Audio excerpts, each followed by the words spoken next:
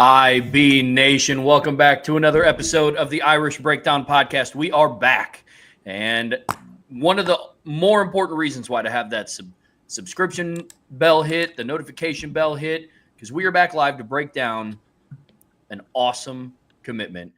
Tight end Ian Premer committed to Notre Dame this evening. I'm sure you guys all saw it blowing up on social media, on Twitter. This is an awesome one. This is a huge, huge pickup for Notre Dame and company. Look, Ian Premer, he is from Great Bend High School, from Great Bend, Kansas. He is the on three has him rated as the highest, as the number 24 player nationally. Irish Breakdown has him rated as a 4.5-star recruit. He's a consensus 4-star recruit. He's a consensus number 1 player out of Kansas. This is a huge, huge pickup, gentlemen, and I'm excited to dive into it today. Man, I don't know that I've seen anything like this, guys. I really don't. I don't know that I've ever seen Notre Dame go on a run quite like this, where literally the only kids they're not going to get basically that visited in June are guys they may not take. Like, it is just the darndest thing. They are absolutely on fire. This is a huge one, fellas, because this is one of those ones, and we'll get into the backstory in a minute, but this is one of those ones that we didn't know they were going to get this one. I mean, Sean, you've been with me years. Trev, you're new. You guys know I'm pretty tied in. Like, I get good intel. We know what's happening. I literally published an intel piece about how I am hearing what I'm hearing, and as soon as I publish it, I saw him commit. Like, did not have a commit story written.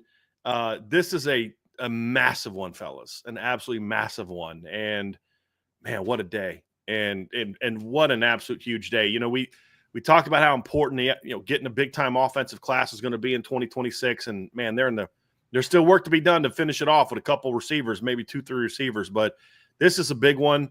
Getting him the same week you got Preston Frizzell. You went from no tight ends to people complaining about, I don't know if they can get tight ends, to now you got best tight end room in the 2026 class. It's a big one. We're going to have some fun breaking this one down because the backstory is great. The class impact is great.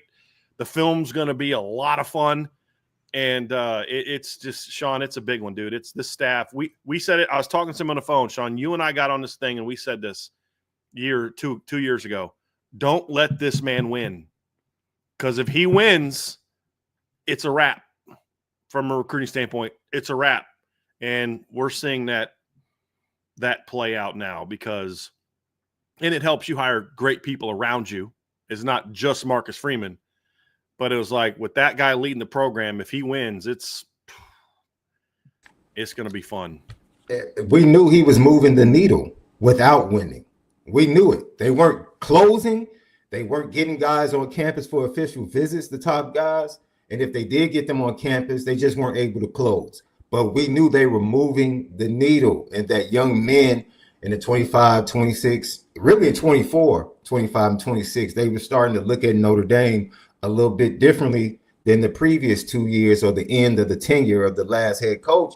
And so to make that type of move in recruiting without having a big splash on the field lets you know everything that you need to know. I think we saw the move defensively when he was the defensive coordinator, that he was starting to change trends in recruiting when he was just a coordinator. And we just didn't know coming into first-time head coach. School like Notre Dame, that head coach position is totally different than any other program in the nation. And here's this young man, one of the youngest coaches in all of college football. First time, how is he going to handle it?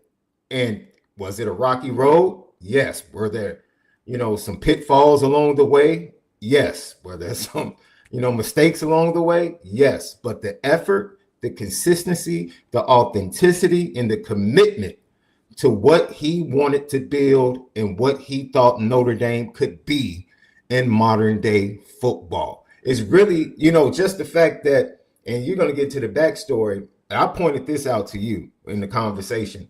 I said, the more I talk, because this was a tumultuous offseason in the sense of there was a lot of change right at the beginning of junior day visits. Like, they end the season the day before big junior day. Big change in the recruiting department. right? And then he has to go find a general manager. He has to go find other staff members. And they already had the intention to expand the staff anyway in the offseason with analysts and other positions. So all of this comes at once. And we questioned a lot of things. We questioned whether or not Chris Ash and we'll wait to see whether or not he was the right hire at defensive coordinator.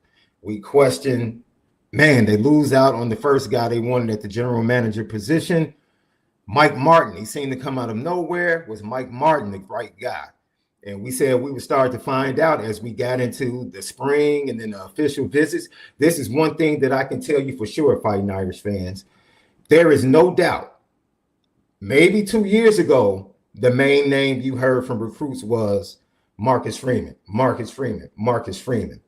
What they are doing in 2026 with this class is a collective, and it goes from the general manager's room to the director of recruiting and everybody in the recruiting room, to the coaches, to the assistant coaches. I have seen people on every level, from assistant coaches to director of recruiting, other people in the recruiting room. Everybody is being mentioned by these top recruits. Everyone. So it's just not about Marcus Freeman. Yes, he is the head of everything. But, man, I love the continuity in this staff right now, the way they're working together on all of these kids. It's really tremendous. That's what this one was. I mean, landing Ian Premer was not a Marcus Freeman deal. It was not a Mike Denbrock deal. It was not a Carter Allman deal, a Mike Martin deal, a Harris Biven deal. It was all of them. And to your point, I mean, Mike Denbrock got 2 big wins this week. And we've heard, about how well Harris Biven does as part of that recruitment process too. We hear great things about Carter Allman and how he did in this recruitment. But, this is a big one, fellas, because we talked about this the other day, right? We were comparing sort of this 2026 class to the 2008 class. Remember, I think it was either Kari Adams or Joe O'Brien, one of the 32 kids that committed the last week when we were breaking it down, because in the last week you've landed Joey O'Brien, Kari Adams, Preston Frizel, Charlie Tom, and now, Ian Premer. But one of the things is what that 2008 class had that we don't know that this class has yet is those elite top 50 caliber players. Well, you just got one in Ian Premer. And it's not just our opinion. Oh, you guys are Notre Dame fans. You rank everybody high. Well, A, no, we don't. But B, okay, then cool. Let's just go with what On3 and 247 Sports say. Because they both also have him as a top 50 player. You mentioned it, Trevor, that On3 has him as the number 24 player in the country. I'm not sure what On3 is, but I know it's top 50. I think ESPN has him at like 60.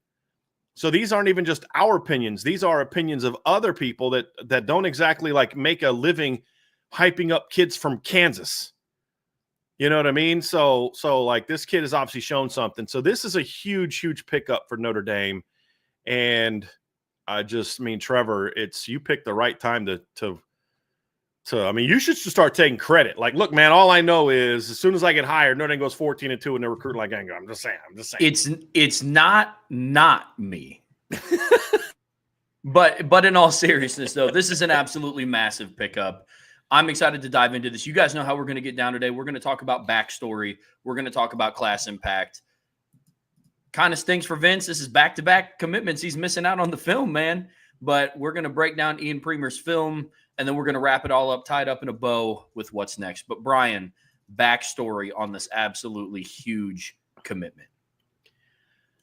I mean, honestly, guys, this is one where this is a battle that they don't win before this staff showed up. And the reason I say that is because this was a battle that you literally had to keep. You had to know for a long time, we're behind, including last night. So we posted on the board last week after Ian Premer's visit that the staff knocked the visit out of the park. Couldn't have gone any better. And they put their best foot forward, but there still was I don't know. There was the question that we had was, does he really want to go away from home? And loved Notre Dame, but Notre Dame was very different. There's a reason a kid who's a top 50 recruit has 2 of his 3 finalists are Iowa State and Kansas State. It's because, look, do I want to go away from home? Despite having a very impressive offer list otherwise. But it came down to, guys, the staff just kind of kept, chipping away and chipping away and chipping away. And two important things happened. Number one is he visited in the spring and brought his family and made a great impression on the family, to the point where I was told, like, family was on board with Notre Dame. Not that they were pushing Notre Dame, but they were totally on board with Notre Dame, which obviously is big, because if family wasn't on board, they had no chance at this one. But then when he made that visit, that midweek visit, and talking to a source and said, we don't usually feel good about midweek visits, because it's like, if you really want to be here, but he kind of had already some visits set up. And so he came, and he was the only kid on campus. And Notre Dame they rolled out the red carpet for him. But also during that conversation, there were some hard conversations with him. Like, man, do you know who you are? Do you know who we are? Like, these two things go together. And, this is a kid who's a 4.0 student, is probably going to be valedictorian of his class, and an elite football player. Kids like that go to Notre Dame. That's kind of close to what he was told. And so goes on the Kansas State visit, and it ended up working out great, because that midweek Notre Dame visit was right on the heels of the Iowa State visit and right before the Kansas State visit. So he's like, okay, one of these is not like the others, is essentially how it came down to. And that's no knock on Matt Campbell or the job he's doing at Iowa State or the job Chris Klieman's doing at Kansas State. Those are two outstanding football coaches who are running really good football programs, but they're not Notre Dame in every way possible. And especially if you're a 4.0 student who's a valedictorian candidate, who's an elite football player. And I think at the end of the day, Ian Premer just had to decide, do I really want to challenge myself in a unique way, in a harder way? And the expression, the choose hard thing, a good friend of mine was like, they need to get rid of that choose hard stuff.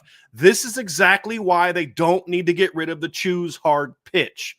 Because if the kid's not willing to buy into it, then he's not going to make it at Notre Dame. And at the end of the day, that was the push with Ian Premer. Is like, we use tight ends. Like, Mike Denbrock, doesn't take him very long to point out all the dudes he's coached at tight end in his career.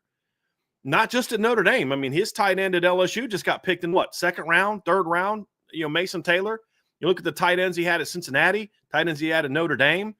And it was like, if you start for me, you're going to get drafted. I mean, that's just kind of how it goes. If you're going to be a starting tight end at Notre Dame, you're going to get drafted. And, that's track record sells, but it's like, but do you want to challenge yourself? And at the end of the day, Ian Premer said, yeah, I do. And there's a lot of other factors that went into it, but the class that they're putting together also factored into it. And so I was told, as of 2 days ago, I had a conversation like, we're battling, but right now I don't know where it's going to go. Well, I was told after the fact that as of this morning, people around the recruiting world were saying he was going to pick Kansas State. It was going to be Kansas State was going to be the pick. And then he calls Notre Dame this afternoon and says, hey, I'm coming. And kudos to the staff for keeping that to themselves as long as they did. But man, this is a huge pickup. And this is why you keep fighting. Sean, how many times have you and I done recruiting shows or talked about recruiting before 2022 or like they just bowed out? How do you expect players to choose hard when your head coach won't even choose hard, or your coaches won't even choose hard?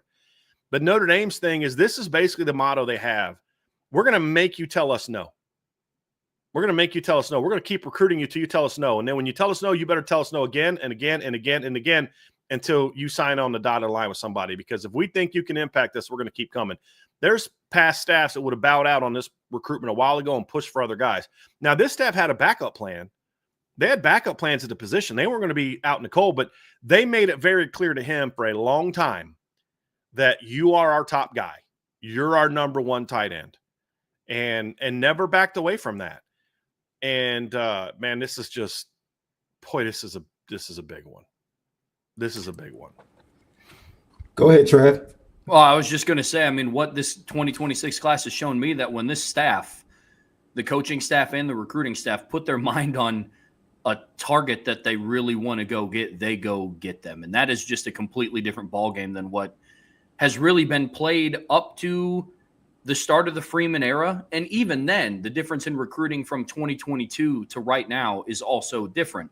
A lot of factors involved. It was Marcus Freeman's first year. Didn't expect him to be recruiting like he is in 2025, like he was when he first took over the helm. Completely understand that. But everything that happened last season, for all the people that kind of think that it was like a Cinderella story type season and, Notre Dame just kind of caught fire and, they did it with a transfer portal quarterback. Man, last season woke up something, man. It really did. Really did. And you pointed out something, Brian, when you give him the backstory. I think both of those programs, especially the way they played last year offensively, both of those programs, Kansas State has a really young quarterback that is developing, that Notre Dame recruited for a little bit of time. Eventually he chose Kansas State. Tried to flip them, absolutely. Yeah. Iowa State, they were hot, super hot. So they lost at home to Texas Tech, and then the season kind of waned, but their receivers and their tight ends were used. So those are two schools that do have some success of developing tight ends and putting them into the NFL. So it wasn't like, Notre Dame didn't have to battle. Like you said, this was a battle. And I told you, it reminded me of Carter Nelson's recruitment last year. A kid, highly talented, had a pull to stay home. It was very strong. That pull to stay home, very similar to this recruitment with Ian Premer. The only difference is, and jokingly I said, Kansas State just didn't have a Dylan Raiola, but they do have a good young quarterback that, still could have been a magnet for him to eventually end up at Kansas State. But I love the way you said it. This is a kid, and all of us, sometimes we doubt ourselves. We doubt ourselves. We're good enough. But we have to be the ones to say, man, let me go test myself. Mm-hmm. Yeah. Let me believe in myself that I am good enough outside of this small pond. Let me go to the big pond and prove that I am good enough to be there on the field and off the field. Sean, Kansas State had a second-round draft pick at tight end a year ago. Ben Sinnott. Like, that's not a school, if you go there, you're like, you're never going to have a shot to go to the NFL if you go there. Didn't Charlie Kohler win like the John Mackey Award a couple years ago, the Iowa State kid? Didn't he win I thought he did. He was a fourth-round draft pick, but I thought he did. I'm going to look that up real quick. But the point is they've sent guys to the NFL recently. It's not like he's sacrificing a chance to go play in the NFL to do that. He did not win that award. He was a finalist. He was a 3-time first-team All-Big 12 player. And his down year, he was a second-team All-Big 12 player. Like, the point is, your path to be an NFL football player could have happened here. But it's different at Notre Dame because the journey's different. It's not only personal success, but also you're going to get a chance to compete for championships. But also, he knows if you go to Notre Dame, they're going to get good tight ends in front of you, good tight ends with you, and good tight ends after you. Whereas if you go to Iowa State, you're the best tight end they're going to sign in the next 20 years.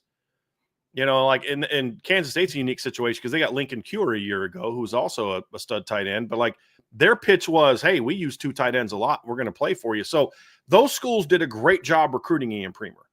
They did. And the fact that he's from that area made it hard to leave. And it's good that the family, support was there and, let him know that if this is what you want to do, we absolutely support you. And ultimately he made the hard decision. So I actually like where Notre Dame, how this one went. I think it's good for Notre Dame because you weren't the team that was out in front that everybody's kind of chipping away in.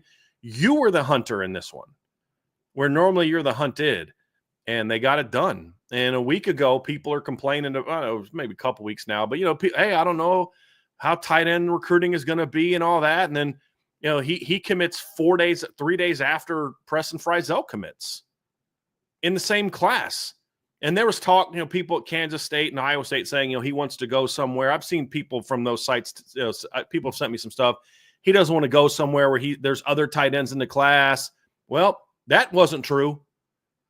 So you just got to, he's going to follow James Flanagan and be in the same class as Preston Frizzell. So everything about this decision was he chose the toughest possible option, the hardest path he chose. And I think that says a lot about this young man. Not that either one of those schools would have been bad choices. If those were the best choices for him, then I'd say, congrats, young man. I'll be watching you play. But this is the hard path, and he chose it. And You got to give him a lot of credit for it, because it would have been much easier to just stay home and dominate and, play, but he chose the harder path, and it's going to pay off for him, because this kid's an absolute stud who is going to be a great fit in the Mike Denbrock offense. And he's a full package. Like you said, probably about to be the valedictorian of his class, 4.0 student. His coach, Aaron Beck, just raved about who he is as a young man. Raves about him as a young man. He was like, we've only had one elite player. He is like the biggest recruit we've had in our school's history. And we'll get to the film and be able to talk about, competition and, the teams he faces and how it translates. But that just lets you know what everything that Brian is saying is right on point. Like, don't take this young man making this decision lightly. It was a lot for him to forego, to choose hard. Yeah. It was a lot. This wasn't an easy decision for him to choose Notre Dame. And the fact that he chose it, once again, I believe highlights the collective of how this staff is moving in unison. Because if it was just up to Mike Denbrock and Harris Bivin, I don't know if he's able to trust a move like this. I don't know if he's able to trust that he's going to be, one, taken care of, two, that he's going to feel family and feel the atmosphere and the culture that he needs. The academics go without saying. Like, that probably was the easiest thing for him and his family to buy into, the academics. It was everything else, because I'm pretty sure that Kansas State staff had established trust with this young man years ago. I'm sure they've been recruiting him probably since his freshman year, knowing about him being in state. So for me, Brian, I'm going to be honest. We thought last week might have been the most impressive showing with the commitments they got last week. This commitment, for me, this staff has answered. You pointed it out. There are a lot of different ways you recruit elite programs. Elite programs close on kids early. Elite programs battle other elite programs to land, top 50 talent like they were able to do last week. And then elite programs can be the hunter and come from behind and surprise and take recruits away from schools that thought they had them in their clutch.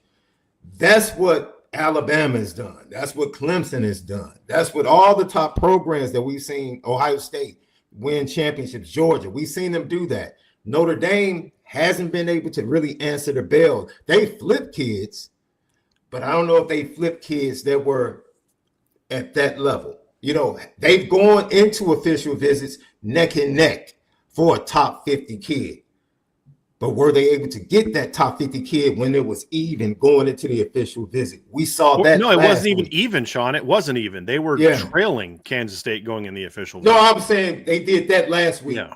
With Ian Premer, they were behind and trailing. But I'm saying in this particular class, they are proving that they can do it different ways for top talent. 2 months ago, nobody's thinking Kari Adams is going to Notre Dame. No. Now we thought a month ago that he was going to go to Notre Dame, but everybody else didn't kind of jump on board till the week before he made his decision. But that was not one they would have that they were in a position for. So they're doing it all types of ways. They're getting kids early. They're coming from behind. And I think, Trev, that's this. As I wrap this up before we get into the class impact, to Sean, your point, you have to choose hard sometimes too, as a coaching staff. You can't always ask the young men to choose hard, and then you're not willing to go battle for those guys that aren't necessarily guys that are super interested in you early on. Or, it would have been very easy for Mike Mickens to be like, it's Kari Adams. It's going to take a lot of time to really win this one. I might as well just go over here and go recruit this kid.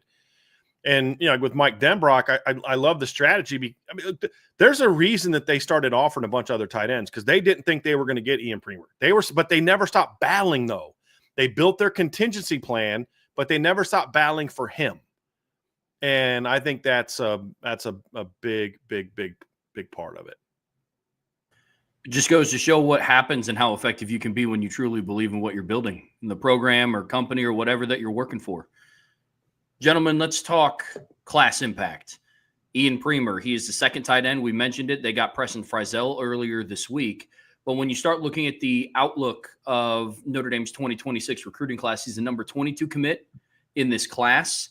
And he was the number one tight end on the board for them. So, Brian, when you talk class impact with Ian Premer, where do you start? Well, 13th offensive commit in the class. You know, like we talked a lot, first of all, about last year's offensive class overall wasn't the strongest of the Marcus Freeman era. Not that they didn't get good players, but it wasn't their strongest class. And you needed a year where you kind of bounce back with big-time players. Now, tight end was a position where they did very well last year, though. They got James Flanagan, who was a top 100 player and a big-time player and the number one guy on their board. If you guys remember about James Flanagan, Nate Roberts wanted them to not take James Flanagan because he committed first, the kid that I think went to Ohio State. And Notre Dame was like, no, we're going to still keep recruiting James Flanagan. And that is one of the things that led to Nate Roberts decommitting. And Notre Dame was like, okay, like we're taking James Flanagan. That's a dude. So he's a big-time player. The year before that, you got Jack Larson, who's a really talented player. The year before that, you got Cooper Flanagan, who's a really talented player. But you look forward now, and you think about the guys you got. Notre Dame's in a situation where after this, they've got 6 tight ends on the roster right now, right? You've got Eli Raridan, you've got Kevin Bauman, you've got Ty Washington, you've got Jack Larson, you've got Cooper Flanagan, you have James Flanagan now showing up. So you have 6 tight ends. 2 of them are definitely done at the end of the season. In Eli Raridan and Kevin Bauman, they're done. After 2026, you likely lose 2 more in Ty Washington and Cooper Flanagan. So you're looking at the future of the tight end room and saying, we have very talented young players. The staff is very high on Jack Larson. They're incredibly high on James Larson.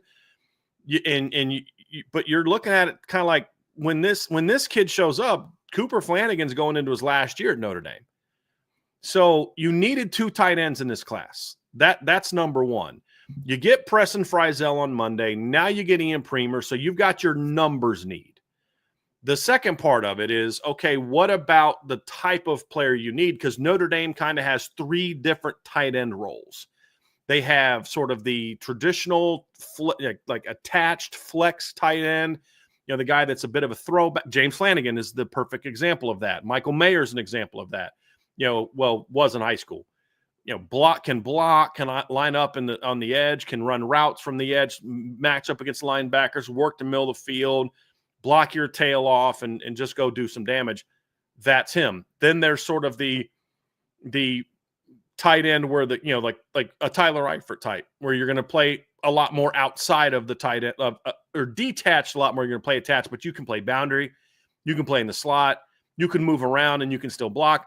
And then the third role is sort of kind of like that number 3, like wing type of H-back type of guy. That's another type of tight end that they want.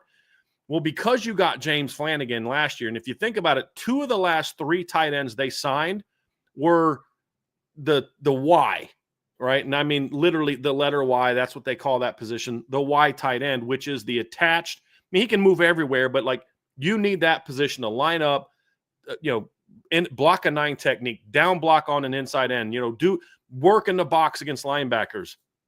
And then ideally that player also can move around. But if you're going to have that kind of guy, you want to complement him with someone who is a little different. Preston Frizzell's different. Preston Frizzell is right now a pure pass catcher. The thing about Ian Premer is him and James Flanagan can both do it all, but their strengths are a little bit reversed in that James Flanagan is an elite run blocker that's also a really good pass catcher. Ian Premer is an elite pass catcher who has the potential to become a really good blocker.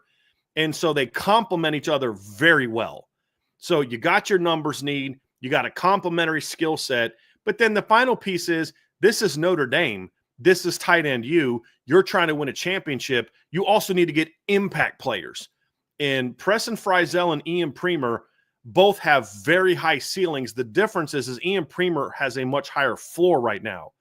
And so you also take some of the pressure off of Preston Frizzell now, where Preston can go in, He can redshirt, take a year, and as long as Ian Premer has a good offseason, he can help you out next year as a true freshman. This is a much higher floor, higher ceiling, of course, but a way higher floor also. You're getting the impact talent. So numbers need, complementary nature to what you are looking for, impact talent. He checks every box, and that's what makes this a big pickup too. But also, Sean, we talk about this a lot, dude. Perception matters in recruiting. You just went out and got a top 50 tight end. That's going to send right after you got a top 50 corner. I don't know if you guys saw this. ESPN just released their latest rankings. They jumped Kari Adams all the way up to number 29. Joey O'Brien's a top 50 player. Kari's a top 50 player. In the last week, Notre Dame had already signed 2 top 50 players. Make that number 3. That is going to be when you're trying to close on Caden Finley and you're trying to close on Elijah Golden. That stuff matters, just like closing on Joey and Kari impacted Ian Premer. Like, okay, I'm really turning down something special now. And so that's the other way this impacts the class, guys, is you just made a statement that, hey, we're getting dudes everywhere. We're going to show you how much I liked losing last year to Ohio State. This is how much I like losing to Ohio State. I'm going and getting all the studs, because that's what we need to do to take that next step. We want to beat Ohio State. We got to be able to match them stud for stud. Couldn't do that last year.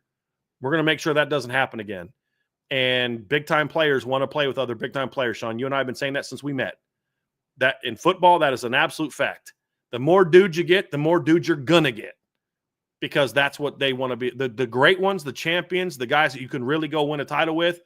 Like, do you think Jeremiah Smith is someone who's like, nah, I want an easy path, so I'm going to go to Ohio State and have to battle the guys they already have on their roster? No, that's what the great ones do. They don't care about the depth chart. They want to compete. They want to win, and they're confident enough in their ability to say, I don't care who you have at the position.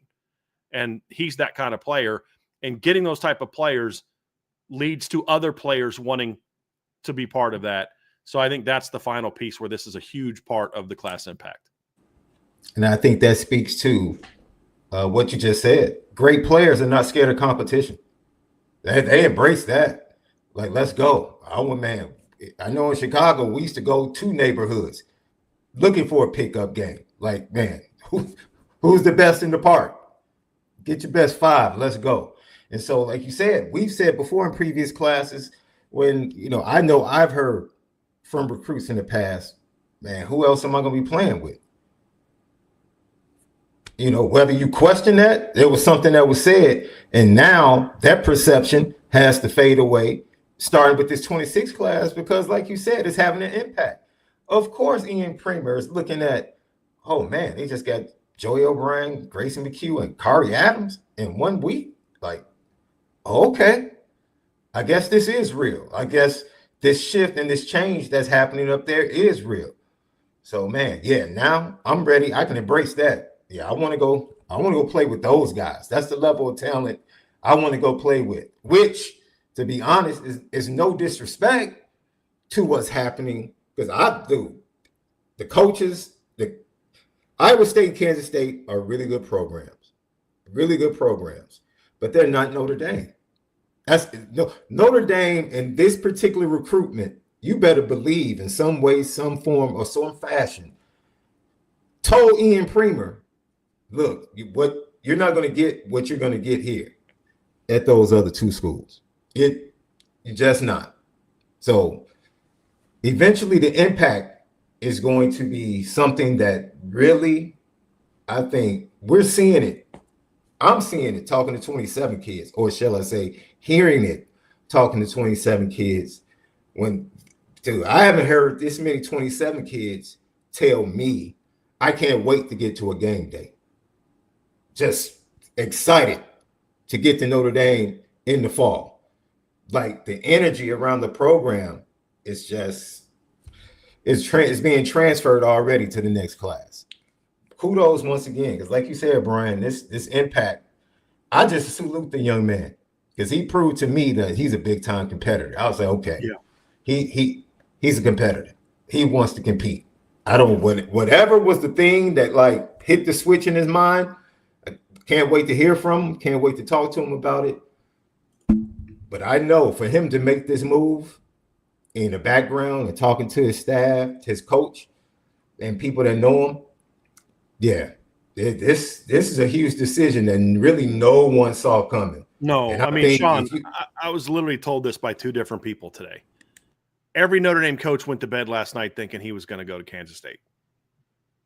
Like, every Notre Dame coach woke up this morning thinking he was going to go to Kansas State. That's just everybody. Kansas State woke up this morning thinking he was going to go to Kansas State, and he picked Notre Dame. And I there was a tweet he put out, like, I got to find it real quick, but he put a tweet out earlier, and it backs up kind of what we're talking about here in the class impact part, because I don't want to get sidetracked again. But he said something about, let me find it. I thought it was something along the lines of like something about like it's the place to be, something like that. Like it's the place to be right now. And I have to find it, but the context of that comment, it's some tweet. It was in relation to like, dude, do you see what's going on over here? Like, this is the place to be. This is where all the dudes go. This is where all the ballers are going right now. And I think the only thing that could have made it better is if his runner-up was Penn State. I think that was the only thing that could have made this a better recruitment, as if that was the case. But yeah, he's big time. It's big time. it was time for us to ease up off of him a little bit. No, it's not. They just yeah, true, because they just had one of their quarterbacks get flipped to Auburn today. So yeah. But yeah, Trev, I think that kind of sums up the class impact pretty well. Yeah, absolutely. Well, I think it's film time, guys. Oh yeah. And for anybody in the chat that has not seen this kid's film, he's an electric football player. We're going to pop in some basketball film afterwards as well. So you're going to enjoy that one. But I mean, first thing you guys are going to notice here when you look at Ian Premer is, I always say the way I do my breakdowns, I go size, I go frame, athleticism, then get into your skill set. First thing you're going to see here is this is a long kid, very long strider. I love the fact that his first kick return, Trev said to me, he's like, it's not every day you pop into tight end and the first play on his highlight is a kick return. But you see a kid that's tall, you see a kid that's long, you see a kid that's strong. Even though he's a little on the thin side, he's strong. His frame, Sean, reminds me a ton of Kyle Rudolph's, where Kyle was only like 6'6", 220 coming out of high school, but you could see the frame was there. The other thing I like about him, guys, he has really good speed, but he gets off the line fast. Look how quickly he eats up ground and gets on this one. This kid can run. He can really run. But what I like is he not only has a gear, but I like guys that have – I would much rather have a guy that's fast from step one than a guy that needs, time to build up, unless he's just crazy fast like a Will Fuller. Like Will Fuller was one of those build-up guys, but I'll accept that. But here's an example, guys, another part of it. Not only can he run, but he also understands how to win. You guys hear me talk about this. We're going to do a little teaching tape now. So you that watched a lot of film room, what's the first thing you notice about what this corner's doing? He's playing with inside leverage. Why? He's trying to protect the inside. So he's going to let Ian Premer go outside of him. So what does Ian Premer do? Just release outside where the guy wants you to go? No. You attack his leverage, because when you attack his leverage, now the guy's threatened, because what you want to do when a guy's playing you inside, you want to square him up. Right there, the minute he has that guy squared up, it's over. It's a wrap. So do you see at the snap, the kid kind of turns his hips to the inside, turns his butt to the inside because he's protecting. Ian eats up his leverage, gets up that cushion. Now the guy's squared up. He's toast. Now you've got no chance getting outside. He just runs by him. Great outside. This is a really nice ball by his quarterback. Drops it over to Bucket right inside. He makes a kind of a tough catch over the shoulder to your outside. That's a tough catch. You see that athleticism, guys.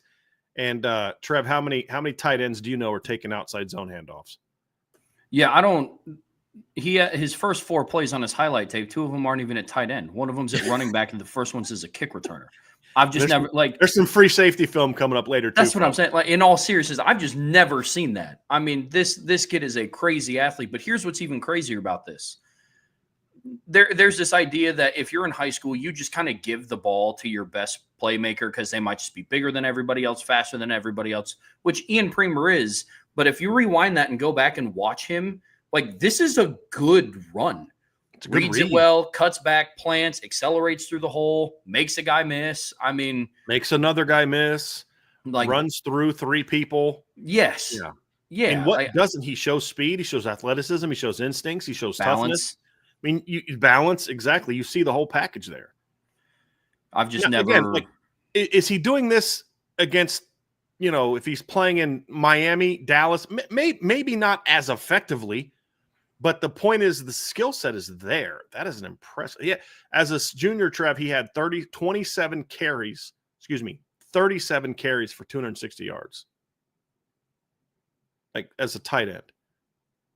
Here's a block. He's a willing blocker. We'll show a little bit more of that. That's obviously part of his game that's going to have to improve, but he's got the tools to be that. There's no doubt. So now we're 6 plays in, and he's had 3 plays that have nothing to do with being a tight end.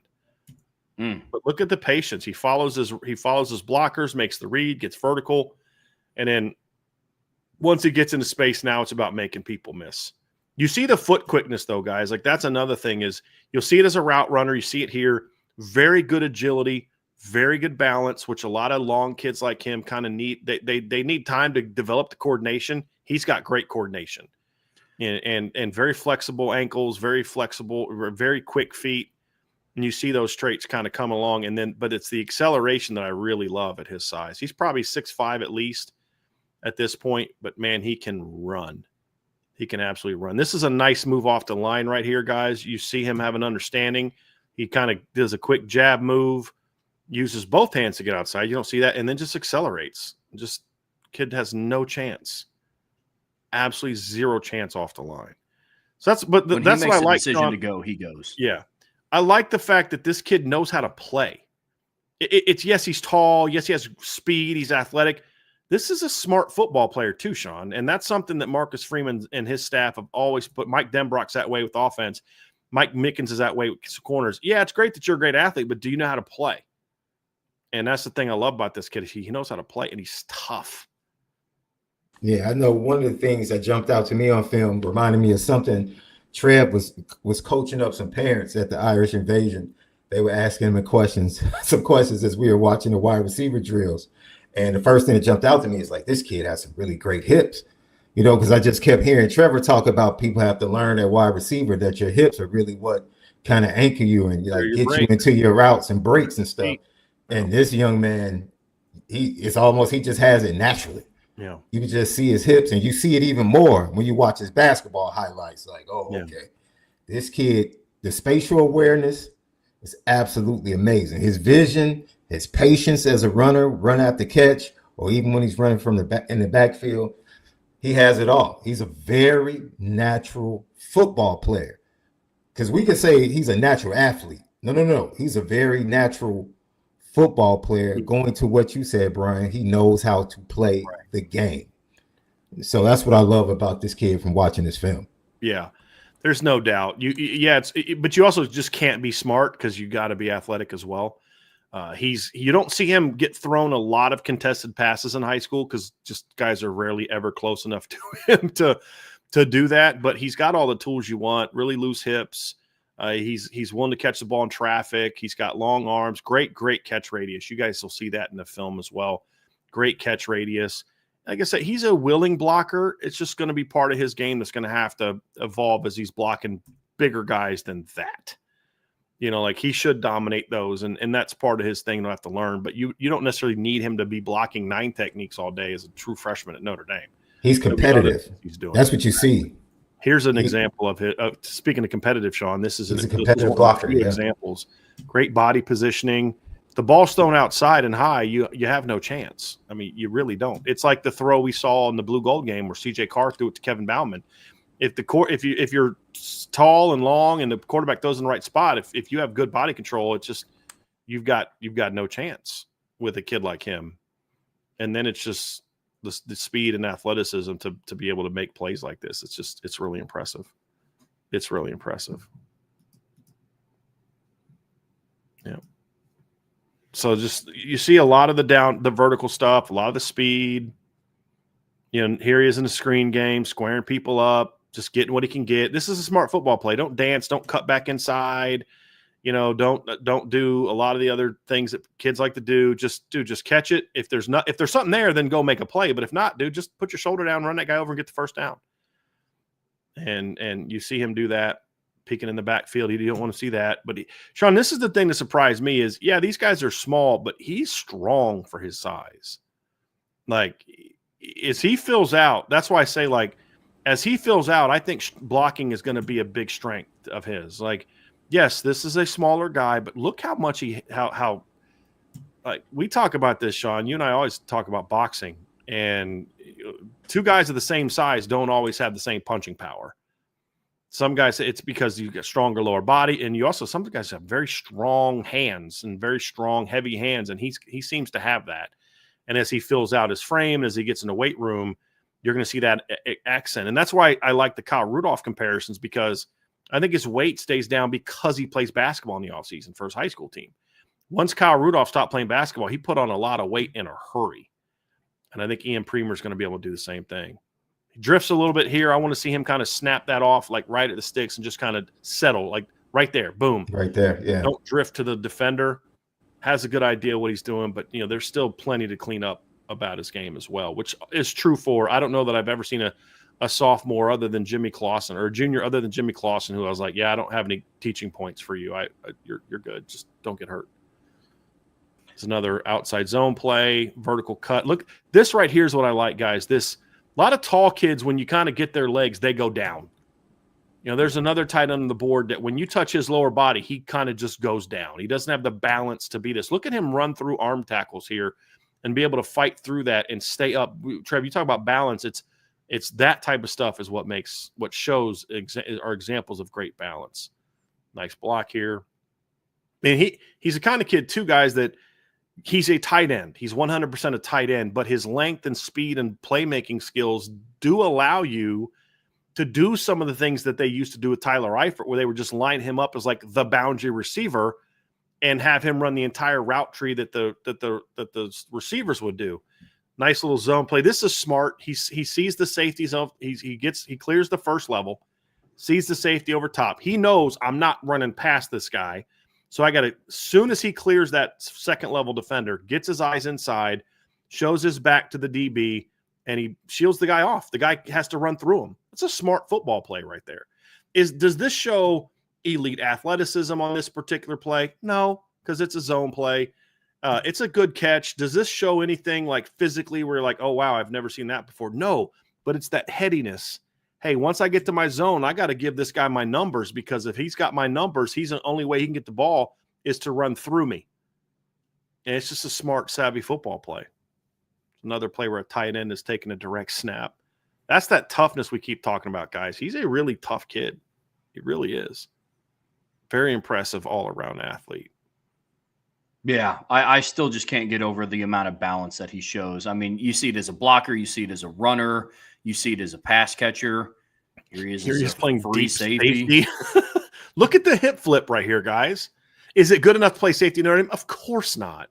But it gives you an example of the athleticism that we're talking about. I mean, does he not look somewhat like Luke Talich a little bit in high school on that particular play? I mean, good Lord. Yeah. Again, with the balance. I mean, there's almost like no wasted movement when he has the ball in his hands. A very efficient player. It's a good point, Trev. Very good. None. No wasted movement. Look how just easy, nimble he is. Just, plant nice and easy. Doesn't get heavy footed. Just runs with that guy. Another interception. Think about that. It's a 6'5", 225-pound tight end. Open it up in cover 2 and picking off a pass. You know what I'm saying? Like, that's not a normal thing, guys. Look at the read here. Reading that backside seam, reads the quarterback's eyes. He knows exactly what's happening here on this particular play. He knows he's not even on the screen when the ball snapped, and he just squeezes it down. That's just that high football IQ thing that we talk a lot about. The reason we talk so much about it is not because it's an easy, like, lame talking point. It's because that's clearly something that this coaching staff covets. Look at the range here. Long strider, covers a lot of ground in a hurry, guys. Love that. Oh my gosh. I don't remember this play. Lays that poor kid. That kid does.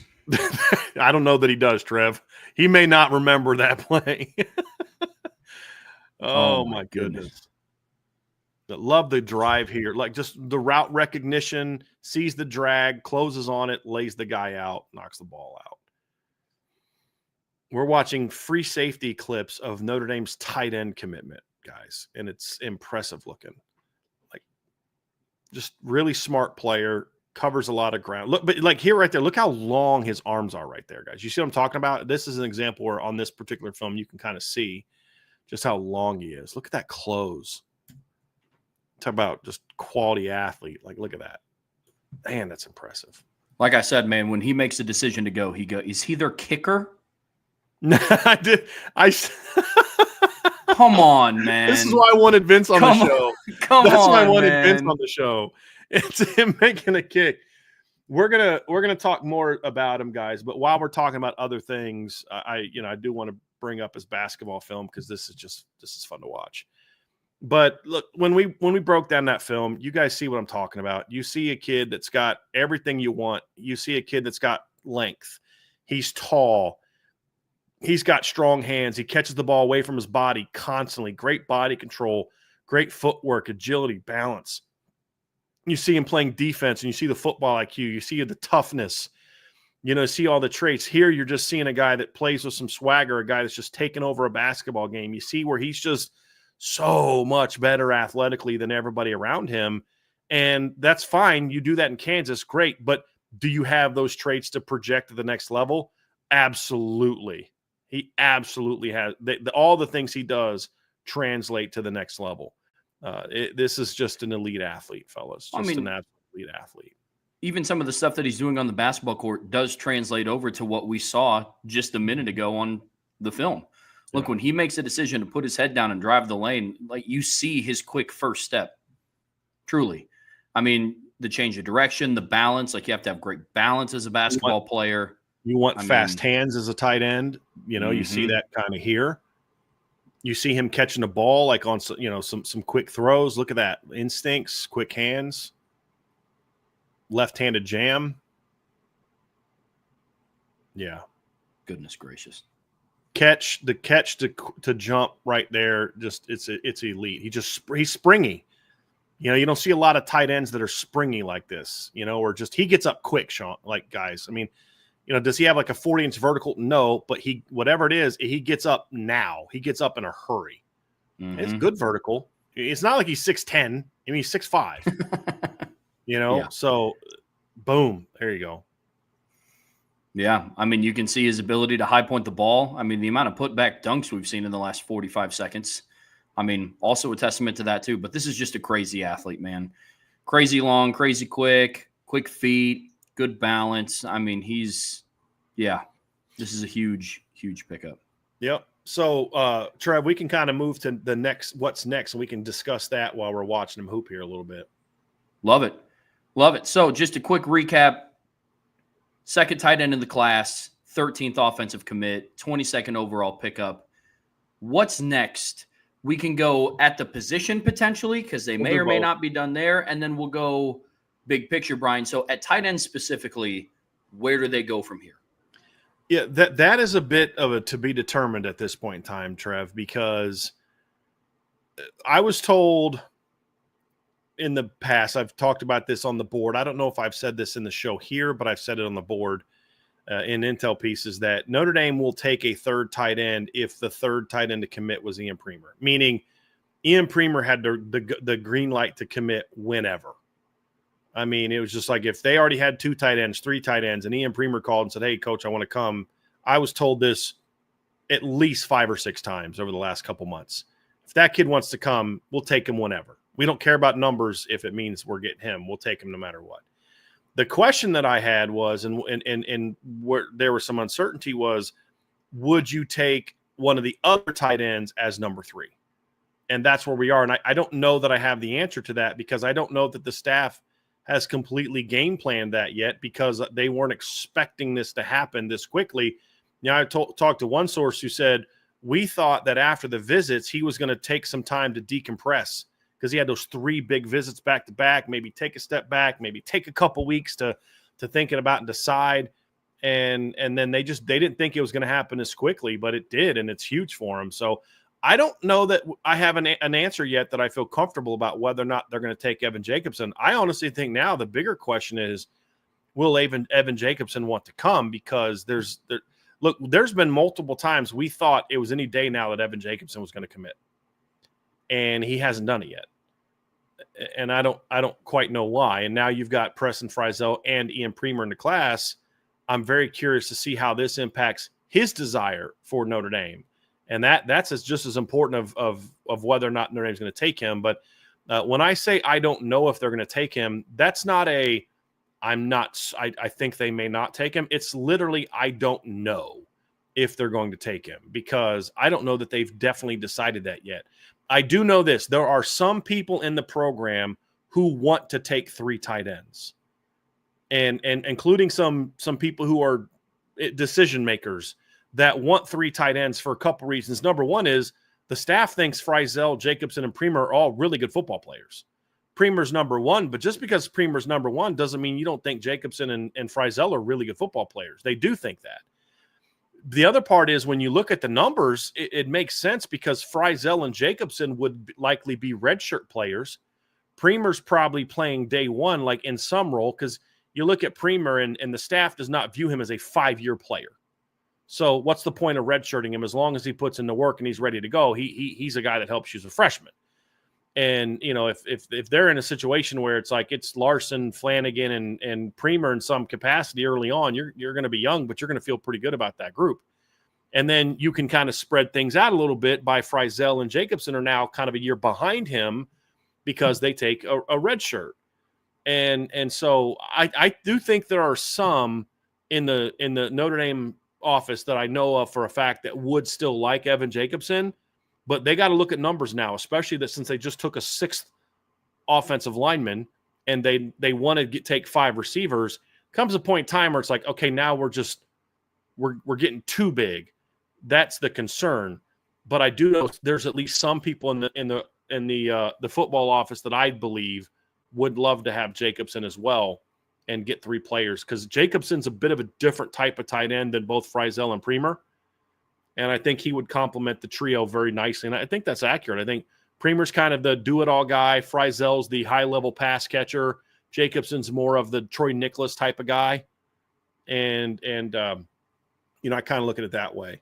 So I do think there's some. And then as far as the big picture, the rest of it, you've got 4 commitment dates that we know of now. You've got Caden Finley is going to decide between Notre Dame and Texas on July 4th. On July 5th, Devin Fitzgerald is going to decide between Notre Dame, Clemson, and Stanford. I believe those are his top 3 schools. And then on July 6th, so you guys heard me yesterday and the day before hinting about a player possibly moving his date around. Well, he made that announcement last night. Braden Robinson moved his commitment date up to July 6th. He'll decide between Notre Dame, Miami, and Arizona. Then on July 11th, you have Nick Reddish, who will decide between Notre Dame and Virginia Tech.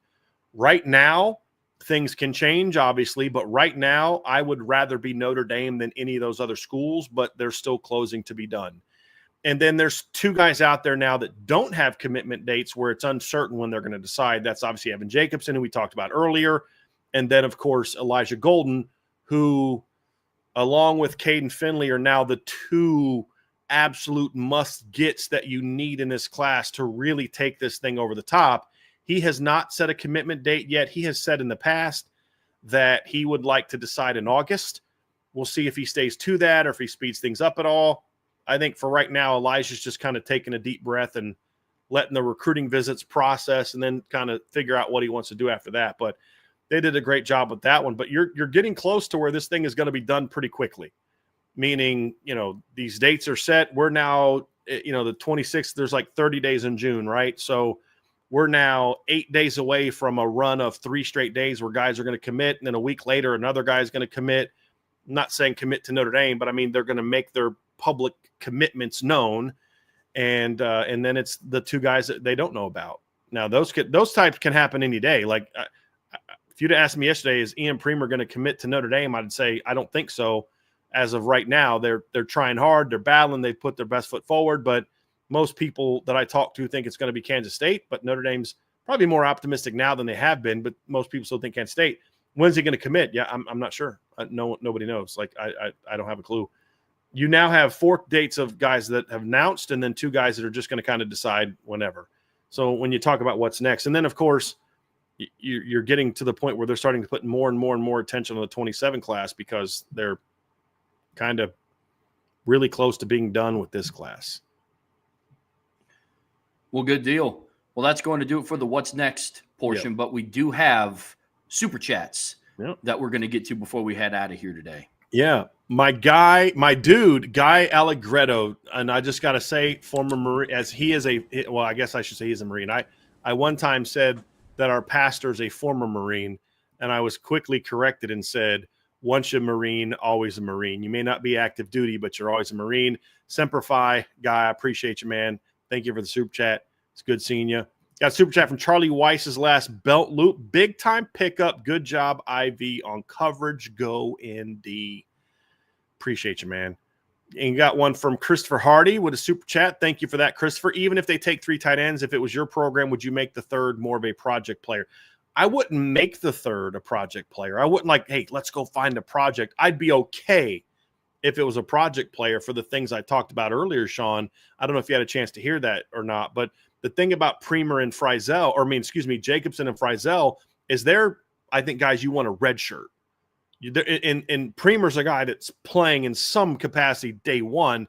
So they're only going to be in the quote unquote same class for 1 year. And then after that, they're a year behind him from an eligibility standpoint, which is why I'd be willing to take a third because of your projected lack of depth past this season and the fact that the staff is high on all 3 of these players. So I wouldn't force it being a project. And I do think Evan Jacobson is a project, but I'm okay taking a project as long as the ceiling is high. And I think the staff believes that Evan's ceiling is high, just like they think Preston Frizzell's ceiling is really high. And if you would take a third, let's say it is Jacobson, that would give you great diversity because Jacobson, for me, watching his film, is not as fluid out in space as Frizzell and Premer. And he is very much more of you can see him being more of an inline blocker. You like his blocking film a little bit more than the other 2. And so it just gives you those 2 types of tight ends in one class. And like you said, they probably won't be in the same class as Premer, but then going forward, they'll be bookends because you'll have Frizzell, who's more of your out in space tight end, and then you'll have Jacobson, like I said, who's going to be that tight end that's more of an inline blocker, but still athletic enough that if you want to split him out, he can still go out and make plays. So great possibility. It's all about the staff having a conversation, and if they see the value, I'm with it. Yeah, you can't do that all the time, right? No, you can't always do that. You've got to have some awareness of, hey guys, we just can't go out there, and it sounds great and sounds wonderful, and people like to say, oh, you take out, but that's just not practical. You can't practically just go out there and you've been in that room. Yeah. You've been in that room, Brian, when a staff is having a conversation like that about, do we want to take an extra guy at this position? How much of the conversation is surrounded or centered around the 27 class or the class in next year? It's definitely part of it.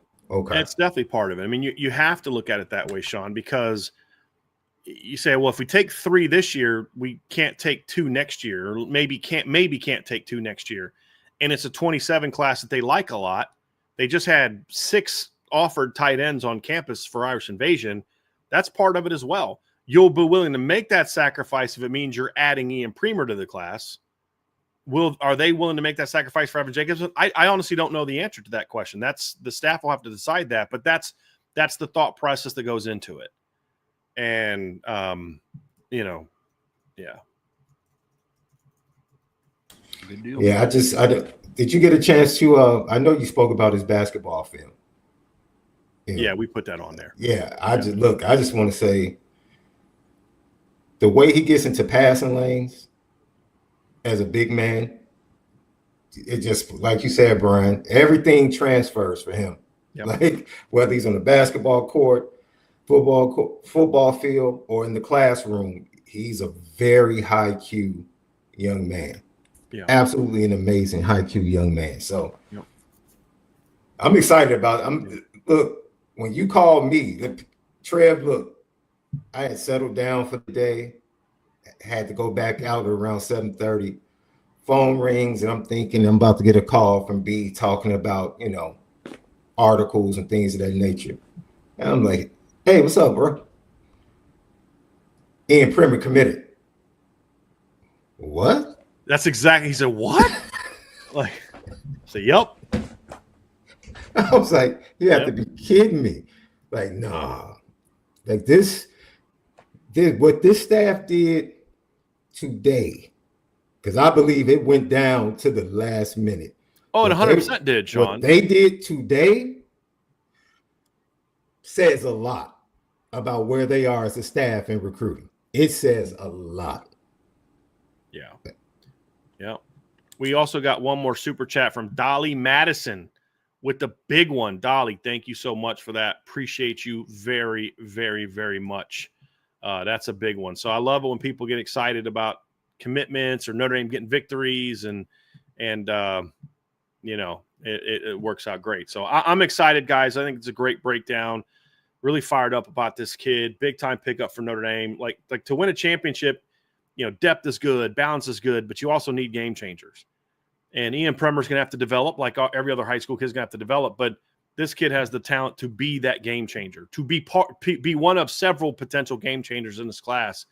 Now it's really about, okay, this commitment to me is going to make it really hard for Notre Dame not to have a top 5 or 6 class, in my view. Now the question is, can you get that 1 to 3 class? That's going to be determined by Caden Finley, Elijah Golden are really the top 2, and then adding one more receiver, a Devin Fitzgerald, Braden Robinson. If you get all 3, that's amazing. But this was one of those few commitments left that changes your class, that turns it in from potentially really good to truly elite. He's that type of pickup. And in the last week, they've landed 3 guys like that. 2 of them are on defense. Now you get one on offense. And I think that's huge. And this is now what commitment you had. Let's see, McHugh, Adams, you had O'Brien, Frizzell, Tom, and Premer. So now 6 players from that week of recruits. So you had the weekend of the 13th, the weekend of the 20th, and then right in the middle was Ian Premer. You've now landed 6 players from that session. And you haven't technically lost anyone because nobody's committed somewhere else. The staff is absolutely scalding hot right now when it comes to recruiting. Scalding hot. So yeah, love doing these night shows. I'm not even I used to have to beg a dude to do a night show. Now it's like, no, man, you're good. It's okay. You don't have to be on here. We're good. We got this. It's like dudes are fired up about doing these shows because, hey, Brian, it's an awesome time, man, to be covering this team. They're making you work. I love it. When you compare offense versus defense for the recruiting class, they're gonna make you work to see which one has the upper hand this year. They're making you me. work. I like to work and I like to debate, and it's going to make me do both. But yeah, it's going to be. I mean, in the finish is going to determine that, right? I mean, that's what's going to be the key, and which position group is best is going to be up for debate at this point in time too. So especially if they can close the way we think they're going to close. So I mean, you have the potential to have at least 3 position groups that you could argue are the best in the country in this class, with, if not minimum 3. You can make the case that running back is in that conversation. It's Notre Dame and A&M by far. Now tight end is in that conversation. Your offensive line is in that conversation, and your secondary is in that conversation. And if you get Nick Reddish, it might be a wrap for me. But could receiver get there? Maybe, if they can, you know what I mean? But you've got at least 3 or 4 now that you're saying this position group is in the conversation for best in the country. And if they get Elijah Golden, we're then having that conversation about the D-line as well. So it's a fun time to cover Notre Dame. There's no doubt about that. This is why we said back in the day, Sean, let's let it play out. Let's see how these next couple months go before we freak out about recruiting. And boy, have things played out nicely for Notre Dame. And I'll just throw this tidbit out there. If they finish the way we think they're going to finish, I think they're going to be sharks in the water during the season. Possibly. I think they're still not going to have their eyes. 85 anymore. No. Yeah. I think they're going to have their eyes looking around. Yeah. Like, maybe still talking to certain kids. Well, it's definitely it also is definitely going to allow them, as they close this thing out, to focus even more on 27. And I think you're going to definitely see that. But I think there's a couple kids they're going to keep their eye on, Sean, at a couple positions where they're like, hey, how are things going, buddy? Remember when you wanted to go to that school because you thought it was going to be this, that, and the other thing? Well, still love to have you.